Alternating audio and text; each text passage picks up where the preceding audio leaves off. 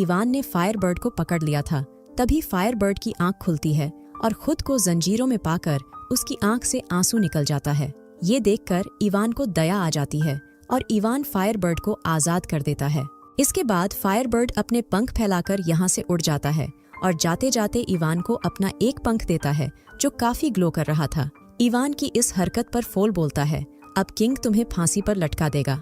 इसके बाद Ivan king के पास आता है और उन्हें फायरबर्ड के बारे में बताने लगता है, लेकिन किंग इवान की बात पर भरोसा नहीं करता है।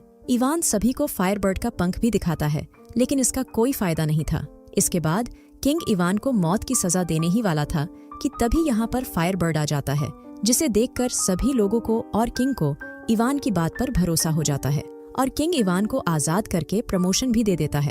अगले दिन हम किंग को देखते हैं और इसे इवान पर बहुत गुस्सा भी आ रहा था।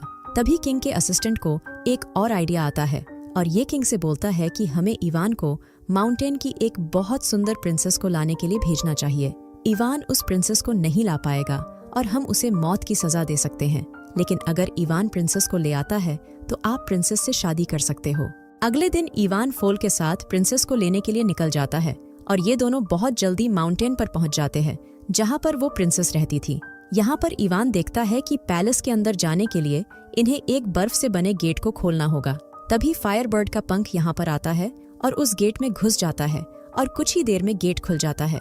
इसके बाद इवान अंदर जाता है और यहाँ पर बहुत सारी प्रिंसेस को देखता है। इवान को समझ नहीं आ रहा था कि कौन सी प्रिंसेस असली है, लेकिन तभी फायरबर्ड का पंख एक प्रिंसेस को उठा देता है। ये देखकर इवान समझ जाता है कि यही असली प्रिंसेस है और इवान प्रिंसेस की खूबसूरती देखकर हैरान हो गया था। इवान प्रिंसेस से बोलता है कि हमारे किंग आपसे शादी करना चाहते हैं, इसलिए मैं आपको यहाँ पर लेने आया हूँ।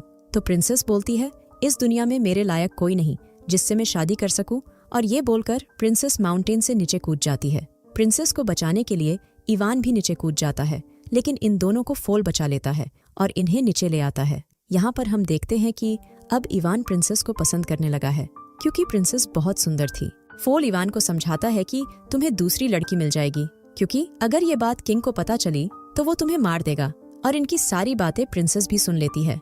अगले दिन इवान प्रिंसेस को लेकर किंग के पास आता है और सभी लोग इतनी खूबसूरत प्रिंसेस को देखकर हैरान थे। किंग को इवान पर बहुत गुस्सा आता है, लेकिन इसमें किंग का ही फायदा था। इसके बाद किंग इवान को प्रमोशन दे देता है और बहुत सारी सोने की चीजें भी देता है, लेकिन इवान बस प्रिंसेस के ख्यालों में खोया हुआ था। रात को इवान छुपकर प्रिंसेस से मिलने आता है। प्रिंसेस इवान से बोलती है कि यहाँ पर गार्ड्स है और इवान को भगा देती है। कुछ देर बाद प्रिंसेस को रेडी करके किंग के पास ले जाया जाता है। यहाँ पर किंग प्रिंसेस को